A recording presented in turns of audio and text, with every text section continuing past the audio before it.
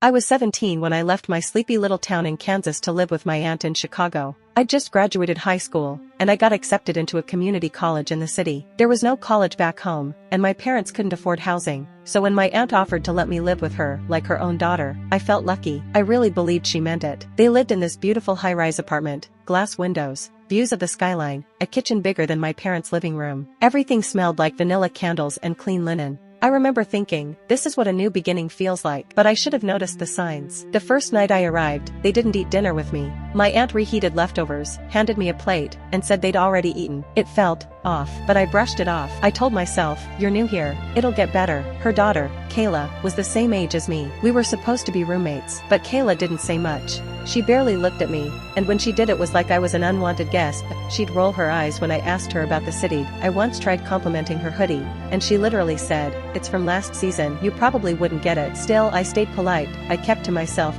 I focused on school, but after a few weeks I started noticing strange things. Kayla didn't go to college. She said she was taking a break, but her name was on the student list for a private university. Meanwhile, I was attending community college, commuting 2 hours by train. They said they couldn't drop me off or afford gas money. The chores, always mind. I cleaned the kitchen, did laundry, washed Kayla's dishes. Once, when I asked for help, Kayla said, that's what you're here for, right? I laughed nervously. I didn't know what she meant, but it hit me later. I was never like their daughter. I was free labor with a fake smile. Still, I pushed through. I didn't want to cause drama. I thought, this is temporary. Just 2 years, and then I'm on my own. Then something happened that I can't forget. One night around 1:30 a.m., I woke up to get water. As I walked past the living room, I heard my aunt talking on the phone. Her voice was low, but clear. She doesn't know a thing, she said. As long as the money keeps coming, we're good. Then she laughed. I froze. My stomach dropped. I stood there, heart racing. I couldn't move. Who was she talking about? The next day, I called my mom. I asked casually, you're not sending money to Aunt Lisa or anything,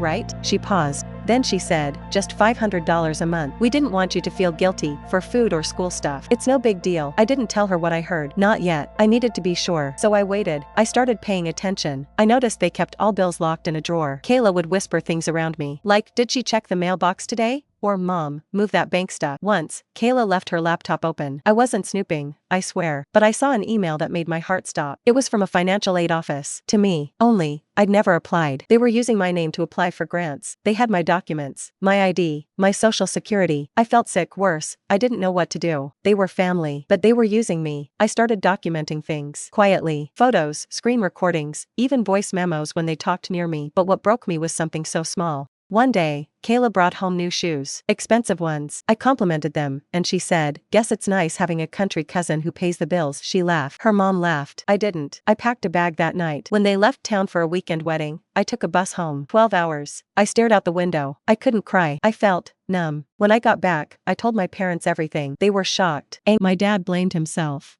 My mom kept saying, we trusted them. We reported everything. We showed proof. It was messy. Legal stuff takes time, but eventually, I got my identity protected and the aid reversed. They tried messaging me. My aunt said I ruined her family. Kayla told people I stole from them. But I didn't reply, not once. I started over. I took night classes online, worked part-time at a diner, lived at home. I missed the city lights, sure, but at least I could breathe now. I'm graduating next spring, on my own terms. And you know what? Family isn't who you share blood with. It's who doesn't use you when you're vulnerable. It's who sees you struggling and doesn't turn it into a business opportunity. So, if you've ever been taken advantage of, I hope you find the strength to leave.